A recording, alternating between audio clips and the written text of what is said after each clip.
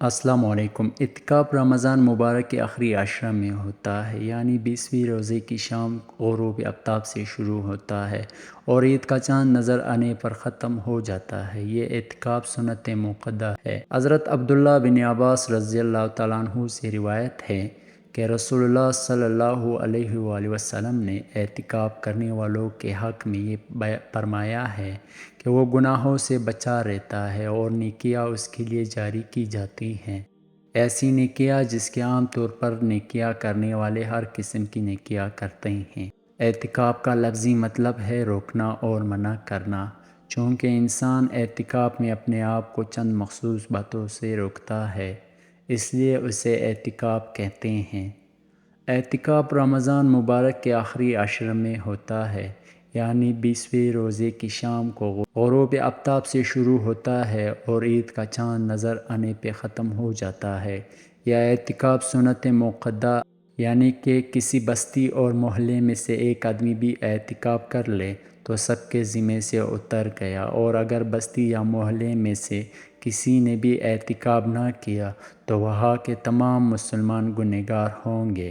مرد کے اعتکاف کا طریقہ یہ ہے کہ 20ویں روزے کی شام کو مغرب سے پہلے مسجد میں داخل ہو اور پھر عید کا چاند نظر آنے پر مسجد سے باہر نکلیں۔ اس دوران کھانا پینا، سونا جاگنا، پڑھنا لکھنا سب کچھ مسجد کے اندر رہ کر کریں گے۔ البتہ ضروری حاجات کے لیے مسجد سے باہر نکل سکتا ہے۔ اگر بغیر عذر کے ایک لمحے کے لیے بھی باہر نکلا تو اعتکاف ٹوٹ جائے گا۔ عورت کا اعتکاف کا طریقہ یہ ہے کہ وہ اپنے گھر کے کسی کمرے میں یا کسی کمرے کے ایک مخصوص کونے میں ٹھہر جائے، وہ وہاں کھائے پیے، وہیں سوئے، صرف ضروری حاجات کے لیے اپنی جگہ سے باہر جا سکتی ہے۔ اعتکاف کے حالات میں بالکل خاموش رہنا ضروری نہیں۔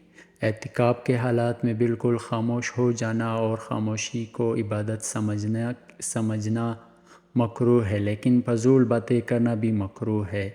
بس دین کی باتیں کرنے کی اجازت ہے۔ اب یہ بات بھی سامنے رکھنی چاہیے کہ اعتکاف کے حالات میں کیا کرنا چاہیے، تو اس میں عام حضرات کے لیے یہی مناسب ہے کہ وہ جو بھی نیک کام ہو وہ کریں، مثلا نوافل پڑھیں، قرآن حکیم کی تلاوت کریں، درود شریف کثرت سے پڑھیں اور اچھی کتابوں کا مطالعہ کریں، اور جو حضرات اس کے اہل ہیں ان کے لیے مناسب یہی ہے کہ وہ روزانہ کم از کم ایک پارہ تلاوت کریں اور پھر اس کے بعد اسی پارے کی تفسیر اور ترجمے کا مطالعہ کریں۔ جب ہم حضور اکرم صلی اللہ علیہ وآلہ وسلم کی حدیث مبارک کا مطالعہ کرتے ہیں تو ہمیں اعتکاف کی بڑے فضائل معلوم ہوتے ہیں، جس سے ذہن میں اعتکاف کی اہمیت پیدا ہوتی ہے۔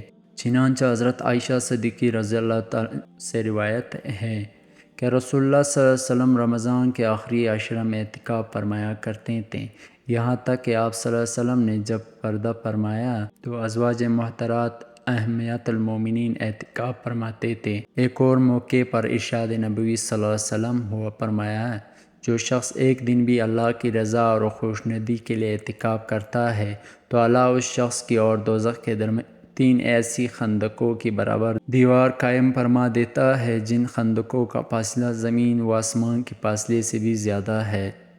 بہقی کے ایک روایت میں بڑی اہم ایک حدیث میں ذکر ہے کہ رسول اللہ صلی اللہ علیہ وسلم نے فرمایا کہ جو شخص رمضان کے آخری عشرہ میں اعتکاف کرے تو اسے 2 حج اور 2 عمروں کی برابر ثواب ملے گا۔